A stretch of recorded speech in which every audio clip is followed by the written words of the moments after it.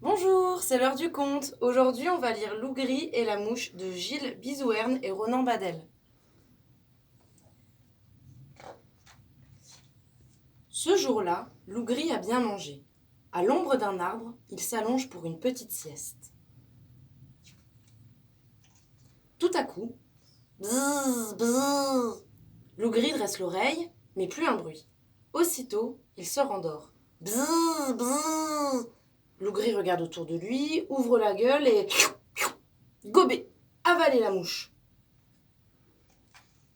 Ce soir-là, comme tous les soirs, la meute se retrouve au sommet de la montagne. Aouh! C'est le chant des loups. Loup Gris se mêle à ses frères, le museau en l'air. Bzzou! Bzzou! Toute la meute éclate de rire, sauf le chef de la bande qui fait les gros yeux. Loup Gris, c'est quoi cette voix ridicule? Ben, je sais pas, Fef, c'est sûrement à cause de la mousse que j'ai avalé aujourd'hui. Loup Gris, je ne veux pas d'un loup qui zozote. Pour garder ta place dans la meute, débarrasse-toi de cette mouche. Allez, va-t'en. T'inquiète pas, Fef, je vais m'en occuper. Vite fait, bien fait, je gère la situation, Fef. Furieux, le chef s'écrie. Et arrête de m'appeler chef. On dit chef, c'est clair? Très, très clair, Fef. Désolé. Oh non, vous avez encore dit. Pardon, Fef. Ça suffit. Loup Gris, va voir ailleurs si j'y suis. Le lendemain matin, Loup Gris rôde sur un sentier. Il marmonne entre ses dents. Courage, champion, tu vas trouver une solution. Suspendue à son fil, une araignée l'entend. Waouh, ravissante ta nouvelle voix, charmant ce zozotement. Oh, ça va, ma cipate, hein. C'est facile de se moquer. J'ai juste avalé une mousse. Une mouche? Moi j'en mange tout le temps. Et tu vois bien, ça me fait rien. Hé hé, Se dit Loup Gris. j'ai une super idée. Si j'avale ma cipate, elle pourra manger la mousse. Extra, mon plan. Loup Gris ouvre la gueule et gobé, avaler l'araignée. Et voilà, c'était un jeu d'enfant et... Oh, zut, je parle encore comme ça. Soudain, des fils d'araignée se mettent à sortir des oreilles de Loup Gris. Les fils s'allongent jusqu'au sol. Loup Gris marche dessus, s'en mêle les pattes et poum, tombe la tête la première.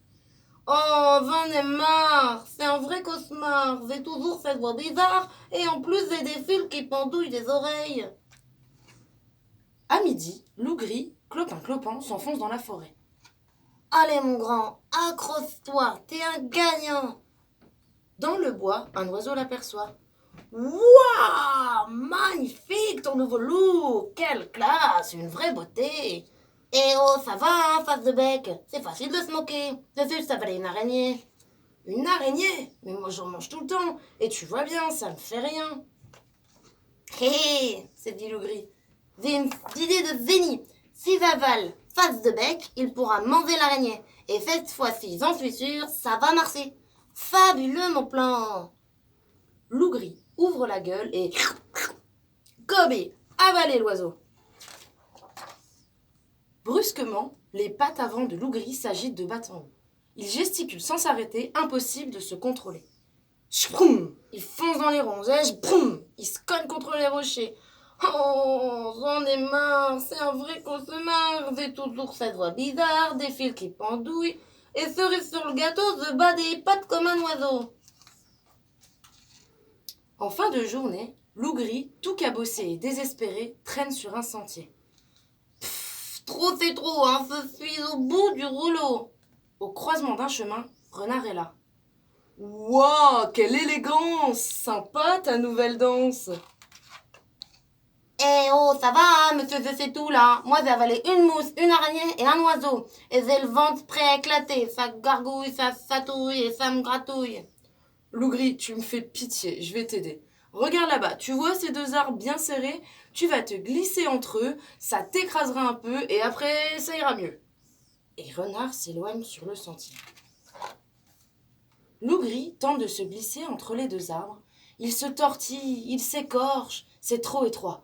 Oh, mais je passe pas. Il essaye de se dégager. Oh non, mais je suis coincé. Il pousse encore. Et il pousse tellement fort qu'il pète. Voilà l'oiseau, l'araignée et la mouche expulsés. Voilà Lougri enfin libéré. Le soir, Lougri parade au milieu de ses frères. « Et chef, tu vas être fier de moi, écoute. Aouh! C'est génial, hein? Ok, très bien, dit le chef. Tu peux garder ta place dans la meute, mais arrête de faire le malin. Le chef se tourne vers ses compagnons. En avant, mes frères, on va croquer du mouton. Mais... Et voilà.